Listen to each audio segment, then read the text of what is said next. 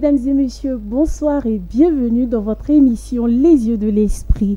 Depuis la nuit des temps, nos ancêtres occupent une place centrale dans la mémoire de son peuple. Si pour certains, ils sont simplement une trace du passé, pour d'autres, ils sont des guides, des protecteurs, des porteurs de secrets ou des fardeaux.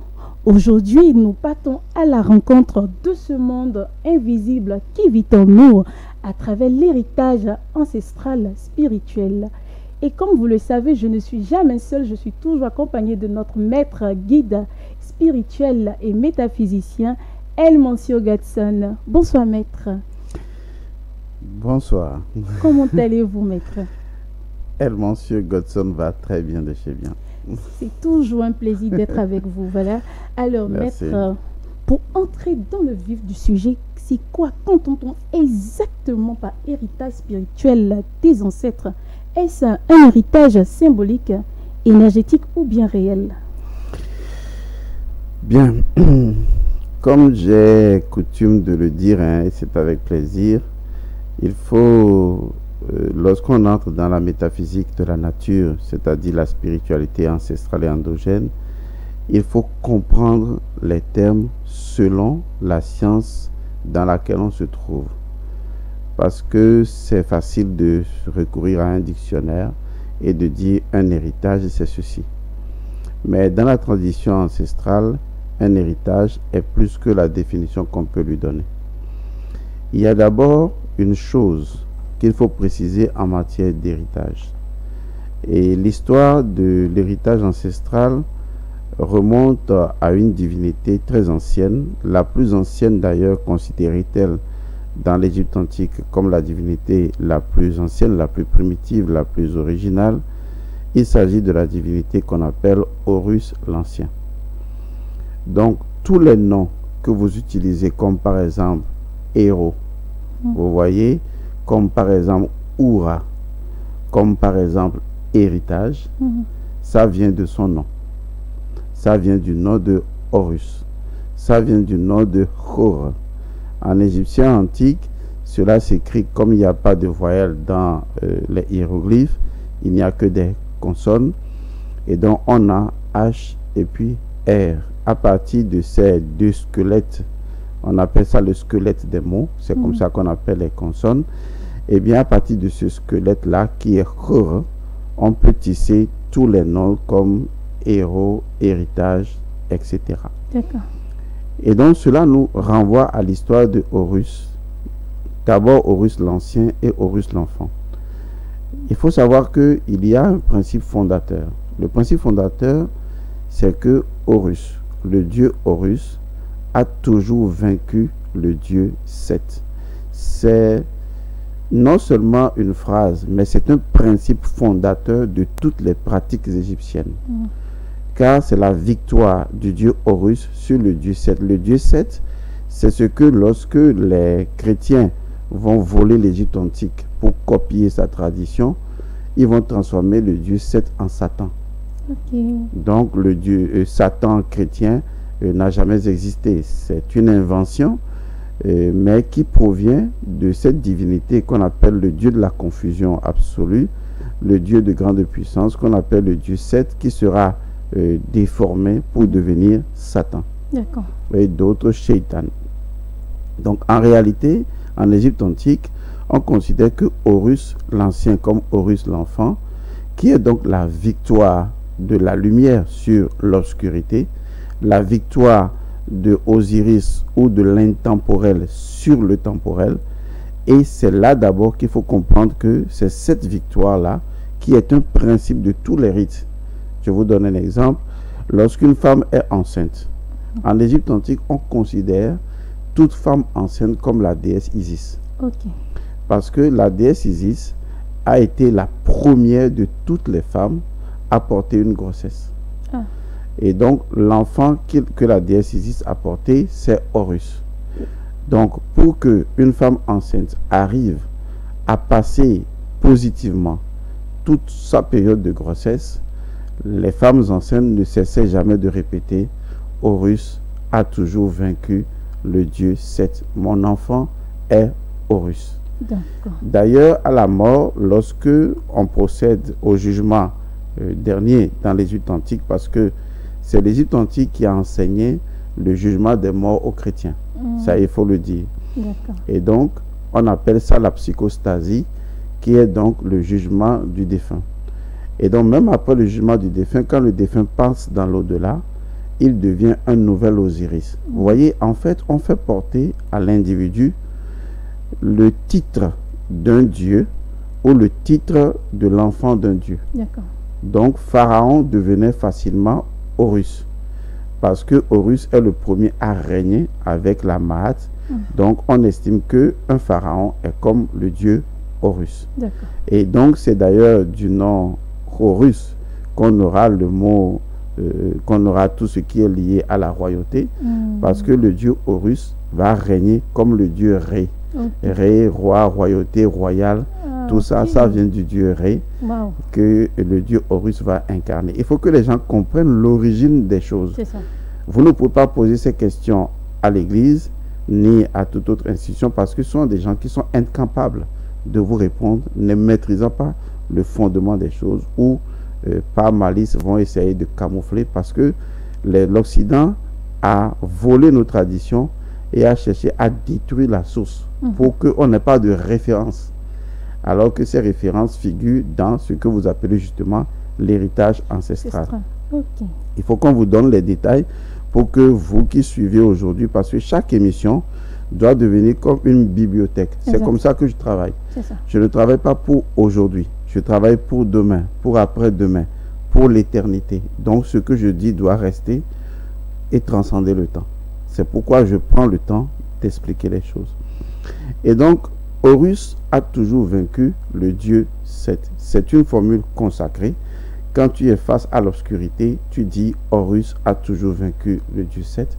Ça veut dire que le dieu de la confusion, le dieu Seth, n'aura jamais la victoire sur toi. Horus représentant Ré, la lumière.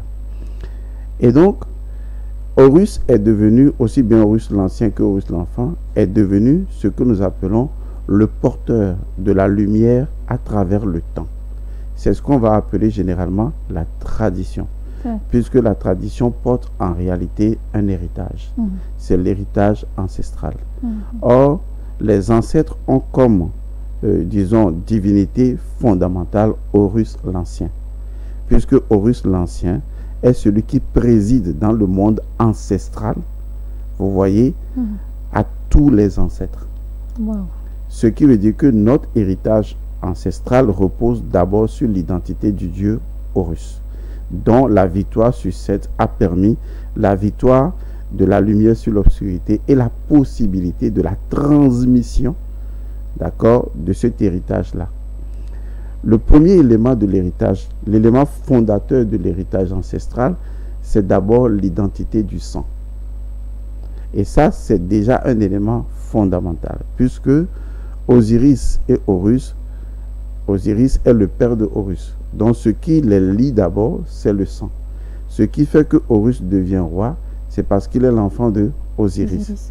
Donc il est naturellement par héritage du sang, vous voyez, par héritage du sang, il est l'enfant de son père, il l'hérite. Donc quand on parle de l'héritage, quand on parle de Horus, quand on parle d'Osiris, il faut d'abord recourir à la nébride, c'est-à-dire le sang, qui est l'élément fondateur même de notre héritage ancestral. Donc, pour m'arrêter là, pour dire que l'héritage ancestral, c'est tout simplement, disons, cette victoire de Horus sur le dieu Seth et tout ce que cela transporte, qu'on appelle la Maat, qui est transmissible, d'accord, de génération en génération, mais dont le fondement essentiel en matière de transmission demeure justement le sang et tous les éléments liés donc au sang. À partir de là, chacun comprend que non seulement sa présence ici n'est possible que parce qu'il a hérité aussi bien des énergies cultuelles que culturelles de ses ancêtres, lesquels ont hérité de leurs ancêtres remontant au premier ancêtre qui est le dieu de notre égrégore, Wow. qu'on appelle Horus l'Ancien. Est-ce que vous voyez? C'est ça. Donc, c'est ce qui fonde justement l'héritage ancestral. Et elle ne peut jamais mourir tant que, et ça c'est une formule invocatoire, incantatoire ou magique ou mantrique, tant que le sang peut passer des parents aux enfants, l'héritage ancestral demeure immortel, éternel et transcendant. Wow. Sans oublier que le sang est d'abord et avant tout Osiris, et par conséquent, en dehors du sang physique, il y a le sang spirituel qui est constitué de mémoire. Et donc cette mémoire de la vie, cette mémoire de la nature, qui est également le sang de la nature, eh bien cela constitue également un vecteur fondamental de l'héritage ancestral. Wow. Même si tout un peuple disparaissait, le même peuple renaîtrait. Même si tout un peuple disparaissait, le même peuple renaîtrait. D'accord. Cela est possible grâce à une énergie qui est supérieure aux ancêtres, qu'on appelle les manes ancestrales. D'accord. On dit les manes de nos ancêtres. Exactement. Les manes ancestrales, la mana, les manes, c'est la puissance magique, dont le principe essentiel dit ceci: toutes les choses ont toujours été. Et donc, il n'y a absolument rien qui puisse disparaître. Toutes les choses sont conservées dans les manes ancestrales, dans la mémoire de la nature. Et même si tout un peuple disparaissait, eh bien, ce peuple renaîtrait. Et donc, l'avantage de l'héritage ancestral, c'est éviter que les peuples ne se perdent jamais. Car un peuple doit être lié par un lien de génération en génération, transmissible entre les hommes, entre les communautés, mais transmissible également par la nature et les forces de la nature.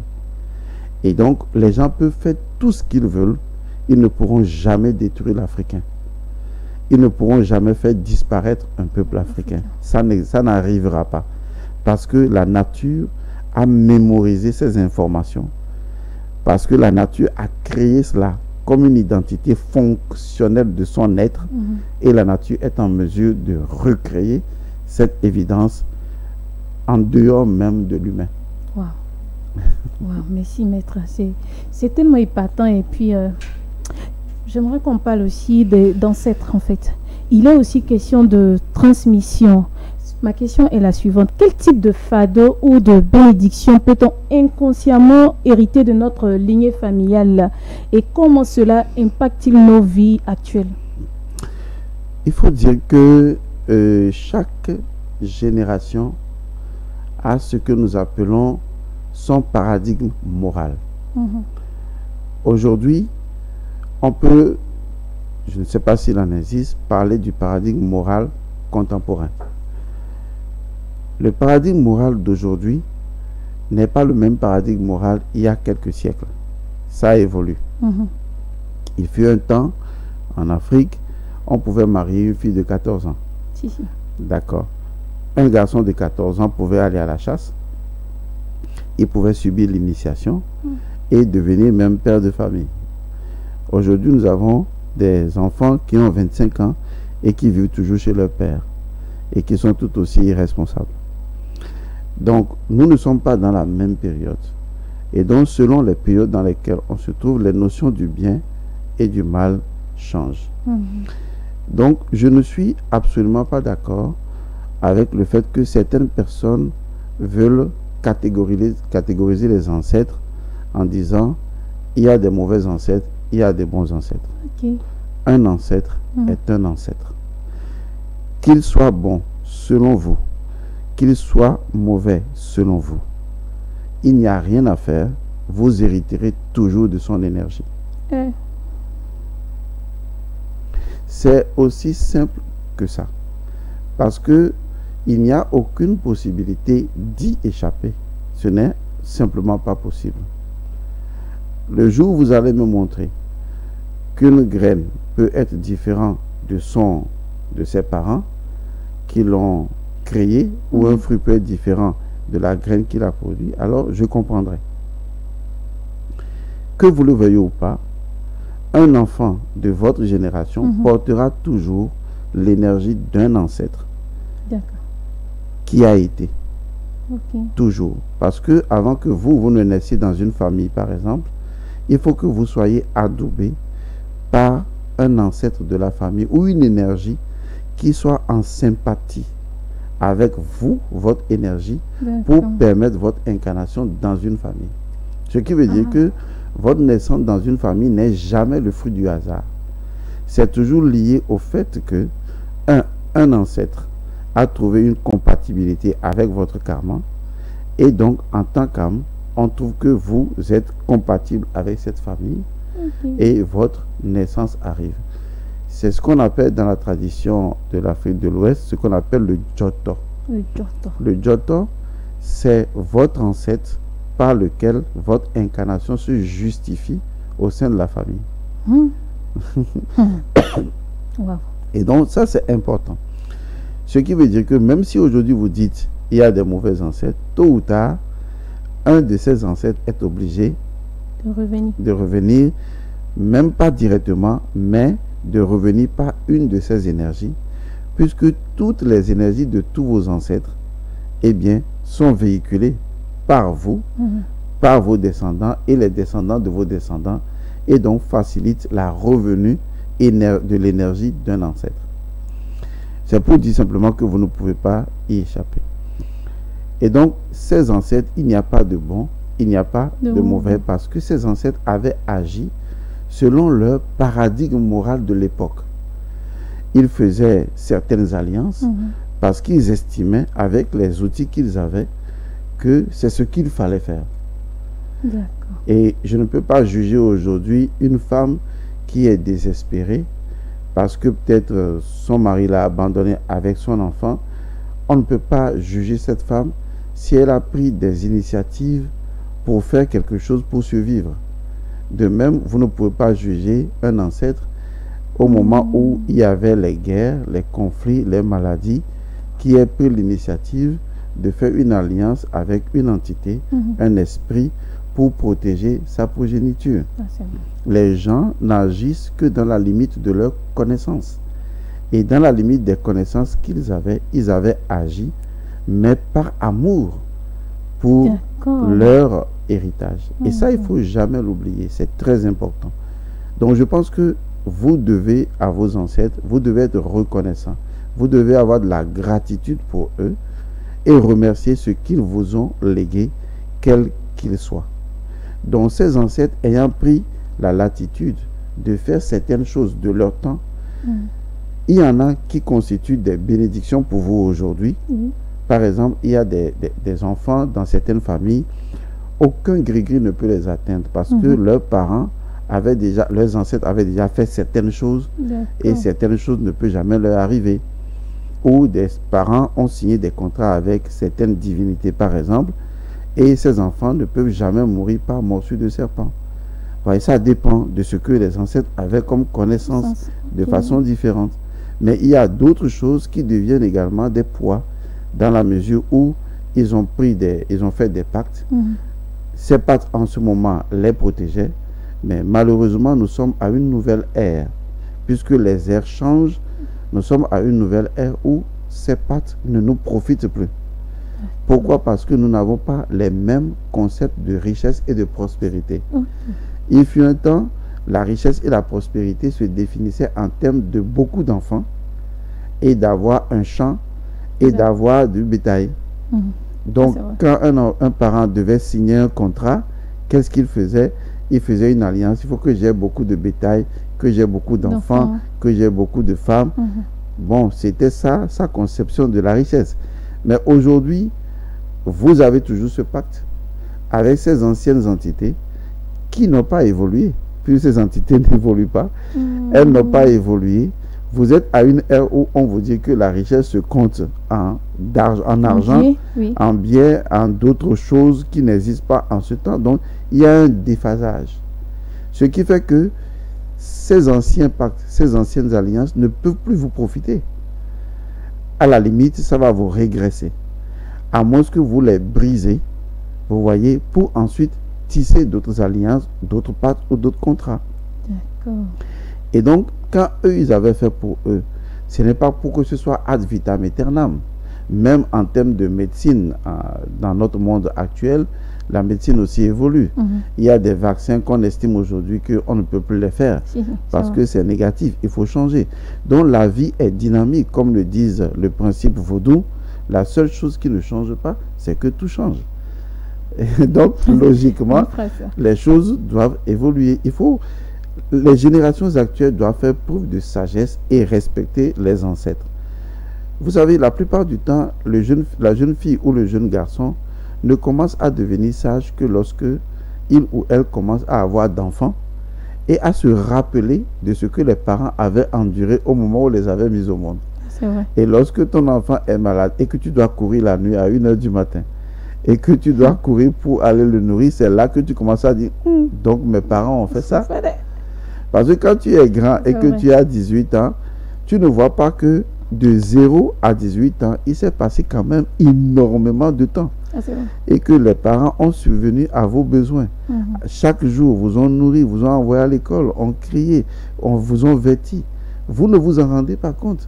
Jusqu'au moment où, quand vous êtes grand, on vous dit oui, vos parents ont fait ça. Vous imaginez, les parents ont fait ça. Bon, après quoi? Et c'est quoi même? Les parents ont fait ça. Oh, la nature n'est pas pressée. Elle vous attend au carrefour. Coup pour coup. Exactement. La nature, elle, c'est œil pour œil, dent pour dent. Hein. Elle fait ça très bien d'ailleurs. Donc, à un moment, elle vous attend, vous devenez parent. Et c'est là que vous constatez que pour qu'un seul jour passe, il faut 24 heures. Et ça, ce n'est pas petit. Il faut passer la nuit blanche à surveiller son enfant, à le voir grandir 1 an, 2 ans, 3 ans, 4 ans, 5 ans. Mais que ce n'est pas aussi rapide comme dans un film. Exactement. Et c'est là que vous commencez à réaliser que il faut que vous deveniez sage. Et si un jour vos enfants commencent à vous manquer de respect, comme vous manquez de respect à vos parents, vous commencez à vous en prendre la tête, mais vous avez oublié que vous aussi vous manquez de respect à vos parents. Alors imaginez les ancêtres de vos ancêtres qui ont fait ce qu'ils ont fait pour que vous soyez là. Vous comprenez donc que c'est une hérésie, c'est un crime. À la limite, c'est un manque de respect qui déclenche. Et la nature sait faire bien les choses. J'adore la nature d'ailleurs. La nature déclenche automatiquement la sorcellerie. La sorcellerie est un mécanisme automatique qui va attaquer l'individu qui viole la loi naturelle, comme le fait de manquer de respect à ses parents ou le fait tout simplement de ne pas reconnaître son héritage ancestral. Cela crée automatiquement une malédiction parce que cela met en place une déconsidération de l'ensemble des identités fondamentales qui ont fait que vous soyez qui vous êtes aujourd'hui, sans lesquelles vous ne pouvez être qui vous êtes aujourd'hui. Est-ce que vous comprenez? Si un jour vos enfants arrivaient à vouloir vous nier, vous n'allez pas accepter. C'est vrai. Si vos enfants devaient venir vous critiquer des choix que vous aviez faits, vous ne seriez pas d'accord. Donc, je pense que, pour moi, il n'y a pas à juger ce que les parents ont fait. Il y a maintenant à se poser une bonne question. Tout est lié à la questionologie. Ok, mes parents ont fait ci, ont fait ça en leur temps. D'accord. Maintenant, comment est-ce que je peux récupérer tout ça? Comment est-ce que je peux annuler ce que je peux annuler? Comment est-ce que je peux transformer ce que je peux transformer? Comment est-ce que je peux honorer ce qui doit être honoré? Est-ce que vous voyez? Si mes parents m'ont laissé une maison, je ne vois pas quand les parents vous laissent des maisons, vous ne quittez pas la maison pour dire je ne veux pas de la maison. Parce que là, vous voyez un intérêt. Vous reconstruisez la maison, vous mettez la maison en valeur, c'est comme ça en fait. Vous êtes une maison, l'héritage ancestral, c'est avec vous. Vous avez la responsabilité d'être un Horus, c'est-à-dire de veiller à ce que cet héritage soit honoré, c'est-à-dire entretenu. Miladredo, c'est-à-dire vous devez refaire l'héritage ancestral et l'adapter à vos réalités. Vous voyez? Façonner. Et ça, pour le faire, il faut que vous vous inscriviez aux valeurs ancestrales. Pour que, à travers les valeurs, vous soyez en mesure de reprendre la main sur votre héritage ancestral. Un peuple ne peut jamais, jamais, jamais évoluer ni s'épanouir si ce peuple ne valorise pas son héritage ancestral. C'est dans la valorisation de son héritage ancestral que lui-même il trouve sa propre valeur, puisque il est déjà potentiellement un ancêtre qui n'est pas encore arrivé. Ça, c'est vrai. Oui, mais c'est vrai parce que souvent je dis, donc moi aussi, un jour on va m'invoquer. Exactement. Vous êtes des ancêtres pas encore à destination. Vous êtes des ancêtres pas encore arrivés. C'est ça que vous ne réalisez pas. Lorsqu'un garçon a 18 ans, il est déjà un papa qui n'est pas encore arrivé. Quand vous avez une jeune fille qui a 18 ans, elle est déjà une maman, mais qui n'est pas encore arrivée. Est-ce que vous voyez? Elle est potentiellement une mère. Il est potentiellement un père. Nous sommes potentiellement des ancêtres. Donc, si nous refusons l'héritage ancestral, c'est nous-mêmes que nous renions. C'est notre propre futur qui doit arriver que nous renions dans le présent. Nous pratiquons alors ce qu'on appelle une autodestruction. Oui, comme vous l'avez dit vous-même, la loi karmique, c'est-à-dire ce que tu refuses là, peut-être qu'on va te refuser aussi après. Oui, ce n'est pas que si tu ne veux pas reconnaître ton ancêtre, toi-même on va te reconnaître aussi. Non, ce n'est pas que peut-être on va te reconnaître ou ne pas te reconnaître. C'est que dans le fait d'agir tel que tu le fais maintenant, se trouvent déjà les graines de ce qui te sera fait après. Et la loi, elle est neutre. C'est fort. Elle dit simplement ceci. Ce que tu fais, te fait. Aussi simple que ça. Tranquille. Ce que tu fais, te fait. Donc, pour moi, aujourd'hui, récupérez tous vos ancêtres, récupérez l'héritage ancestral, regroupez-vous en famille, posez-vous les bonnes questions. Si vous n'avez pas la main, c'est-à-dire les connaissances qu'il faut pour refaire cet héritage, demandez à quelqu'un de vous aider à vous donner la main, mais vous devez reprendre la main sur votre héritage. Si vous ne le faites pas, fuyez jusqu'aux confins des États-Unis, fuyez jusqu'aux confins de Groenland ou même de Jakarta, fuyez même sur une autre planète si vous voulez. Mais aussi haut que l'aigle vole dans le ciel, c'est sur la terre que viendra blanchir son crâne. Maître. Et ça, rien ne changera à cela. On appelle ça la force de la gravité. Vous pouvez monter, vous allez descendre. Donc, tôt ou tard, que vous pensez que vous avez fui l'Afrique, vous êtes devenu, je ne sais pas, afro-américain, machin, et tous les noms les plus bidonvillois que vous vous donnez à vous-même, le sang ne ment pas. Et la mémoire de la nature ne ment pas. Wow. Et l'égrégore d'un peuple ne ment pas.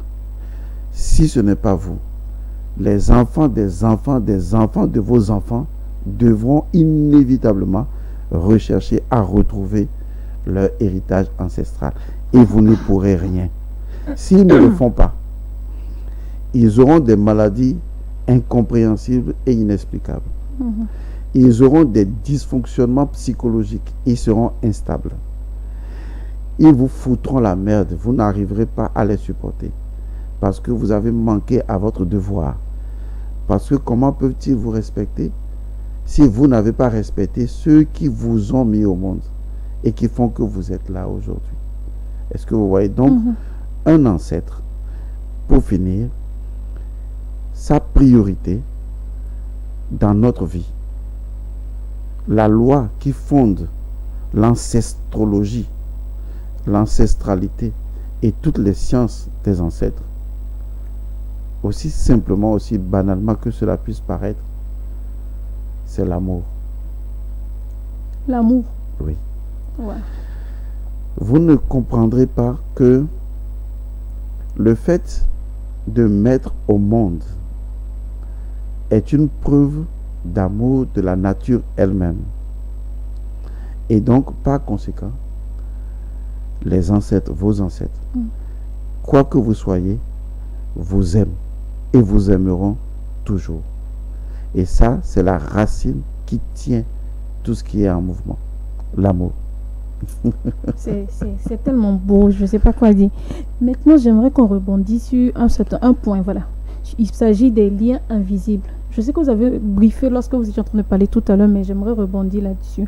Est-il vrai que certains blocages dans nos vies présentes, voilà, ou à venir, peuvent venir de mémoires non résolues de nos ancêtres, ou bien si oui, comment les reconnaître? Bien, c'est ce qui fait toute la différence des choses. Il arrivera un moment où les gens commenceront à comprendre que même plusieurs maladies proviennent justement des mémoires ancestrales. Plusieurs maladies vont venir ou sont déjà là, qui sont des maladies psychosomatiques, c'est-à-dire des maladies dont les causes ne sont liées ni aux bactéries, ni aux virus, ni à rien du tout. Je parlais tout à l'heure même de dysfonctionnement identitaire. Je vais vous donner un exemple pratique. Lorsque vous avez des ancêtres qui ont été esclavagisés, qui ont été torturés, qui ont été enchaînés, qui ont été brûlés, qui ont été jetés en mer, qui ont été torturés, découpés, qui ont été donnés à manger aux animaux, qui ont été affamés. Et cela a duré pendant plus de 400 ans. Et ça s'est déroulé sur tous les continents du monde. Et que nous sommes aujourd'hui les descendants des descendants des descendants de ces ancêtres. Voilà ce qu'il se passe. Ces ancêtres qui sont morts hors de leur peuple, hors de leur continent, qui ont été torturés. Lorsqu'ils sont morts, tout ce qui constitue les blessures, les souffrances, les tortures, toutes les méchancetés à eux faites, demeurent toujours là, intactes. Wow. Et cela passe de génération en génération. Et cela constitue les blessures qui sont à l'intérieur de nos mémoires et qui finalement créeront des maladies, des problèmes. C'est pourquoi j'ai proposé il y a plusieurs années une chose qui a commencé à faire son chemin, que je suis internationalisé d'ailleurs. J'ai dit que nous devons libérer nos ancêtres. C'est très profond parce que dans la tradition africaine, on considère l'enfant comme étant le sauveur de ses parents. C'est ce qui fonde l'histoire de Osiris. Vous allez voir qu'en Afrique, tous les parents parlent à leurs enfants comme quelqu'un qui va les honorer, qui va les sauver. L'espoir. Exactement. Mon héritier. Ce n'est pas en Afrique, c'est pas un espoir, c'est une certitude. Parce que dans les mémoires ancestrales, des mannes ancestrales, il y a un principe atemporel, intemporel, hors du temps, qui dit ceci: le futur peut corriger le passé. Oui, j'ai déjà entendu cette phrase. Est-ce que vous comprenez? Le futur peut corriger le passé. Donc, même quand un enfant vient après, on dit il est venu pour sauver ses parents. Est-ce que vous comprenez? Ce qui veut dire que les Africains, comme la plupart d'entre eux, pas eux tous, mais quand même près de 98% sont des gens bêtes et idiots, en majorité ancrés dans des religions idiotes, qui façonnent leur conscience et les endoctrinent, les lobotomisant à la limite même de la déclinaison cérébrale. Comme mon père me disait, ce sont des individus dératés. Ils n'ont pas conscience que, en allant honorer un certain Jacques, un certain Marc, un certain Matthieu ou un certain je ne sais que sais-je, qu'ils sont en train de donner leur énergie, leur vie, leur vitalité à des divinités qui n'ont rien à voir avec leur héritage ancestral. Ce qui fait qu'en fait, quand vous n'honorez pas votre passé, vous affaiblissez votre passé. Et si vous affaiblissez votre passé, quelle sera la force de votre présent? En fait, il faut être totalement imbécile pour ne pas voir que, en réalité, le fait d'honorer l'héritage ancestral, c'est le fait de glorifier notre propre vie actuelle. Car si on libère les ancêtres, si on les affranchit de ce qu'ils ont vécu, si on répare leur mémoire, nous avons le pouvoir de refaire nos ancêtres. C'est ce qu'on appelle la magie de la momification égyptienne. Car lorsque Osiris était mort, c'est son fils Inpu, appelé encore Anubis, qui l'a momifié. Comme on le dit, je vais le dire en mina, Eviela Dratoro. C'est l'enfant qui va réparer son père, qui va réparer sa mère. Mais les enfants d'aujourd'hui, ce sont des déceptions internationales qui n'ont aucune conscience et qui pensent que l'occidentalisation de leur conscience est une victoire et qu'aujourd'hui, leur vie est totalement accomplie, même si ce sont des gens qui sont totalement malheureux à l'intérieur. Donc, il est temps que vous compreniez, que nous comprenions, que en libérant nos ancêtres, en les glorifiant, c'est nous-mêmes, notre propre vecteur énergétique que nous sommes en train de glorifier. Car plus les racines d'un arbre sont pures et glorieuses, plus les fruits sont également plus élevés et montent jusqu'au soleil. Donc, nous sommes nos ancêtres. Et cela ne changera absolument rien. Même si Michael Jackson a dû se dépigmenter, il ne peut pas enlever son sang. Pas du tout. Il a essayé de changer le sang, ça n'a pas pu. Parce que cela est lié à notre âme. Donc, il faut que notre héritage ancestral et endogène soit donc honoré et que les gens comprennent aujourd'hui que la force physique, la force de créer, la force de comprendre le monde, la force de vaincre les autres, ça vient de la force de nos ancêtres. Parce qu'en ce moment, nous ne sommes plus seuls. Nous sommes avec tous ceux qui ont déjà accompli des choses dans le passé. Et les gens me disent, oui, monsieur Godson, mais notre époque est plus évoluée que les époques de nos ancêtres. Et j'excuse leur ignorance à la limite de la bêtise pour dire, il y a une chose que vous devez comprendre. Vous êtes dans le monde physique, mais les ancêtres sont où? Ils sont dans le monde spirituel. Entre les deux mondes, lequel gouverne l'autre? C'est le monde spirituel qui gouverne le monde physique. Et c'est dans le monde spirituel que les choses se décident. Vous n'avez aucune emprise sur votre sommeil. Vous n'avez aucune emprise sur votre destin. C'est le monde spirituel qui le décide.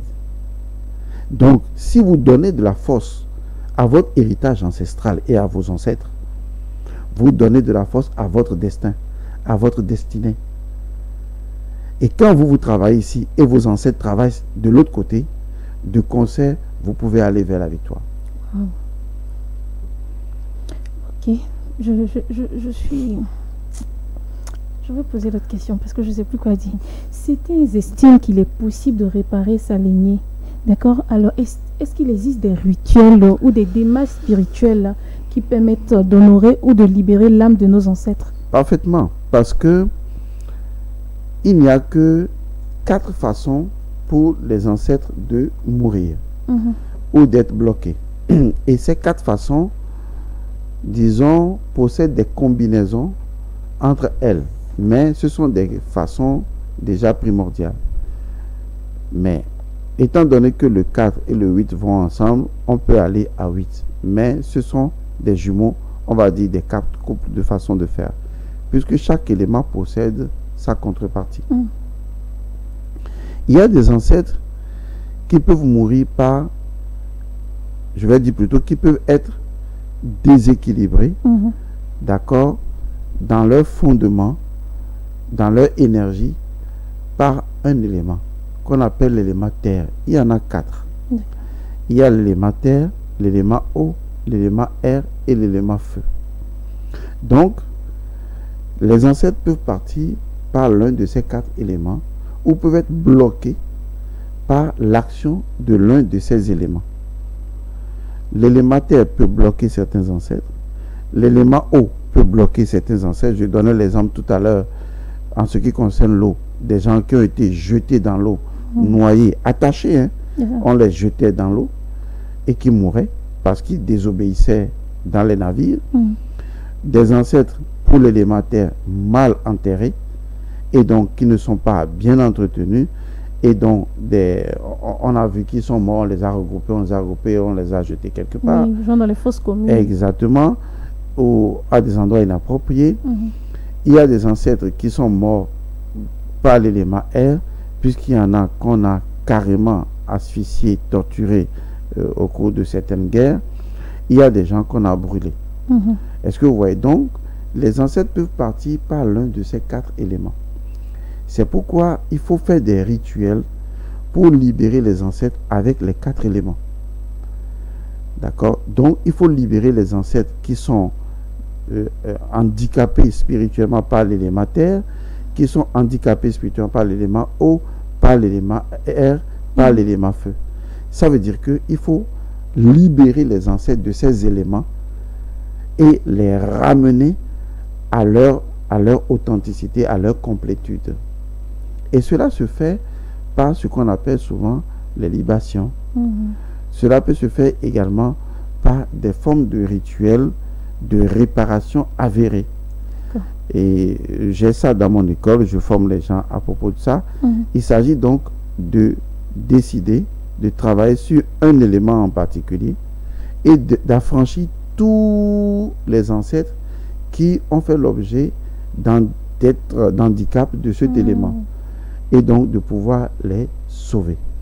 Et ce qui a été formidable, c'est que quand vous faites ça, les ancêtres viennent effectivement à vous. Oui, exactement. Les ancêtres viennent à vous. Il y en a qui vous viennent, qui vous parlent, qui vous donnent leur nom. J'ai eu des expériences avec des gens extraordinaires où des ancêtres ont donné des noms que même les parents ne connaissaient pas. C'est super ça. Des ancêtres sont venus raconter leur histoire parce qu'il y a une chose que vous devez savoir. Tous vos ancêtres se trouvent dans chaque goutte de votre sang. Tous vos ancêtres, la totalité de vos ancêtres se trouve dans chaque goutte de sang. Même ceux qui n'ont pas fait ceux qui n'ont pas posé de bonnes actions. Tous les ancêtres, sans aucune exception. Quand vous parlez des ancêtres qui n'auraient pas posé de bonnes actions, je dis n'auraient pas. Parce que je dis toujours que la morale est relative. C'est ça. Elle est liée à chaque peuple. Est-ce que vous voyez? Ces ancêtres existent également à l'intérieur de chaque goutte de sang. Mais c'est à vous de les purifier. Est-ce que vous voyez? Parce que vous devez purifier vos ancêtres avant de les libérer. Et avant de les purifier, vous devez les appeler. Et vous devez les appeler, que vous connaissiez leur nom ou pas. Vous devez les appeler, vous pouvez les appeler. Vous savez, pour appeler les ancêtres, il n'y a rien de plus facile. Il faut reposer l'appel d'un ancêtre sur des principes de la Mahat, principes de la nature. Il y a un principe qui dit simplement ceci. Le sang appelle le sang. Ça, c'est vrai. C'est vrai, on le dit souvent. C'est que les gens n'ont pas compris. Ils pensent que quand le sang est versé, ça va amener encore du sang. Non. En dehors de ça, le sang appelle vraiment le sang. Je vais donner un exemple dans la Bible des chrétiens, parce que beaucoup sont devenus lobotomisés par la religion. Maître. Oui, il faut le préciser, c'est un fait. D'accord, allons-y. Lorsque Caïn aurait tué Abel, Dieu a dit quoi? Où est ton frère? Le sang de ton frère crie jusqu'à moi. Est-ce que vous voyez? On appelle ça le cri du sang. Parce que le sang parle. Quand je dis parle, je vais le dire autrement. Littéralement. Quand je dis littéralement, c'est comme si le sang avait une bouche et parlait. Le sang communie. Le sang communique. Le sang parle. Le sang dit des choses. Est-ce que vous voyez? Si. Donc chaque goutte de sang parle. Et parce que le sang parle, le sang écoute. Il faut bien comprendre ça. En tout cas, tu vas bien comprendre. Oui, parce que le sang parle, le sang écoute. Donc, une goutte de sang, en métaphysique de la nature, est appelée le point. C'est pour ça qu'on appelle cela un point de sang. Une goutte est un point de sang. On appelle une goutte quelque chose qu'on ne peut plus séparer. C'est pourquoi on appelle une goutte un point de sang. Un point de sang, une goutte de sang ne peut pas être mesurée. Nous, on appelle ça le champ de non-mesurabilité. C'est-à-dire que cela n'a pas de longueur, de largeur, ni de volume, ni de hauteur. Et donc, cela correspond à un point. Et donc, une goutte de sang est le sang en totalité.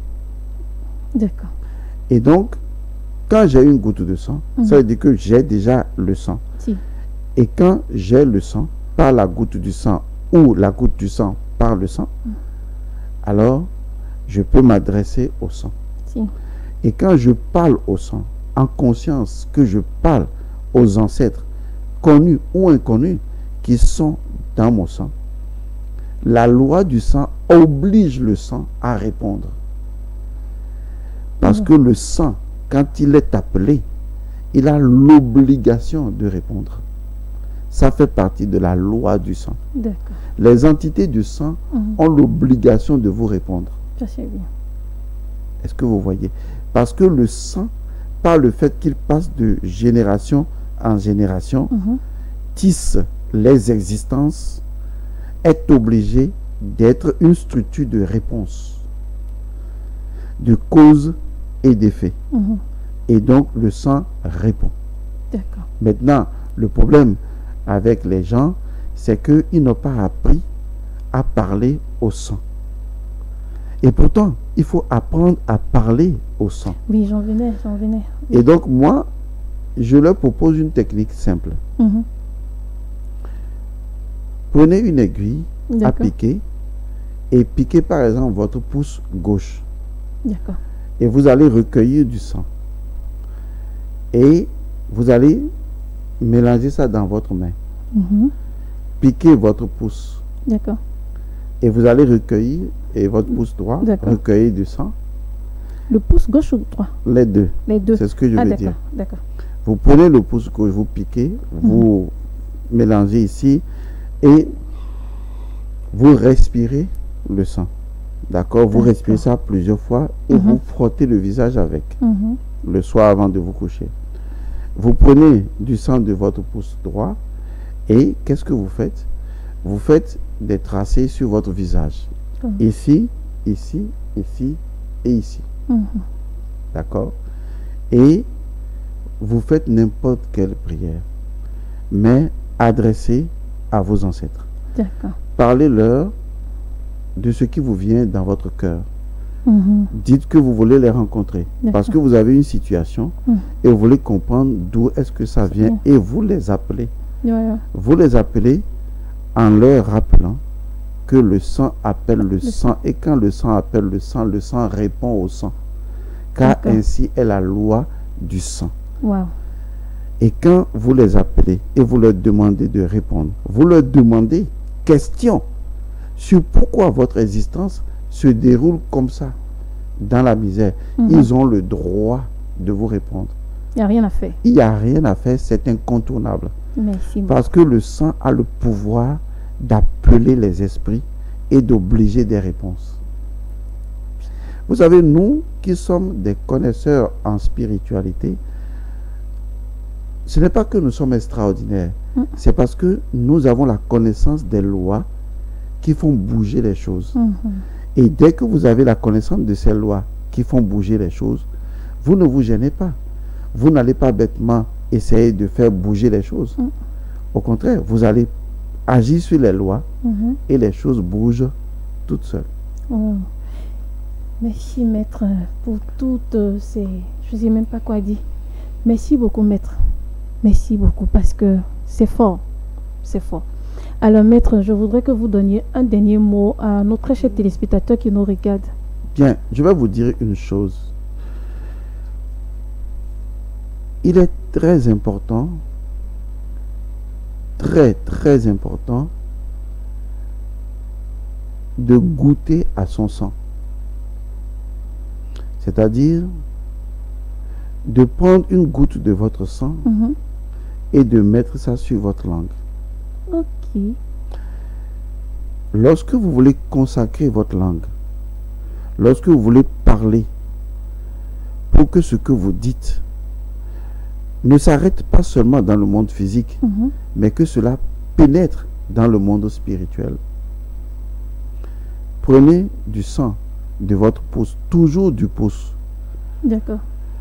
Mettez sur la lèvre et sur la langue, ou tout autour des lèvres, ou les deux, parce que les deux forment naturellement un 10 parfait, et prononcez la parole. Le sang n'est pas une réalité seulement de notre monde. C'est une réalité de deux mondes, du monde physique et du monde spirituel.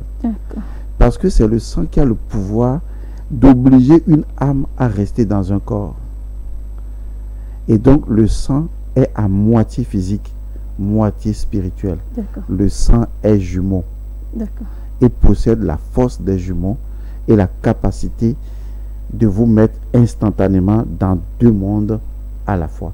C'est ce qui fait de nous aussi bien des habitants d'ici que habitants de l'autre monde.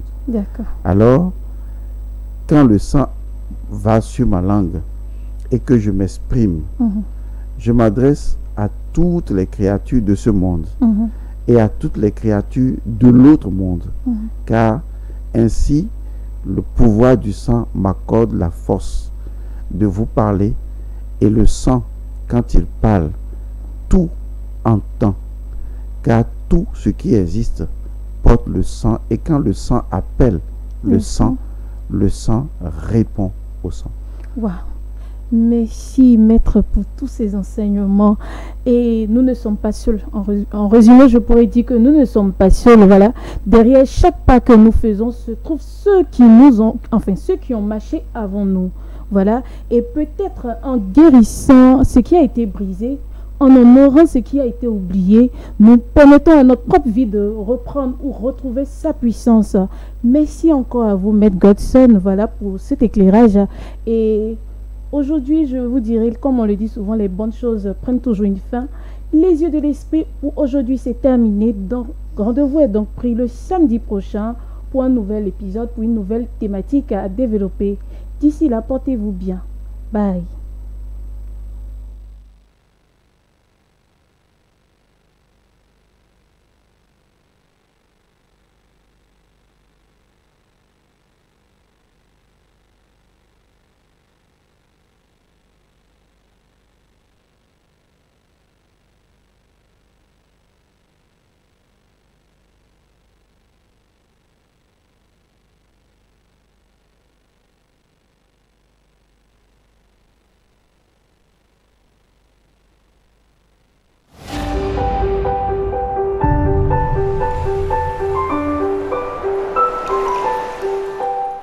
Suivez très bientôt votre émission juridique La Balance sur votre chaîne de proximité.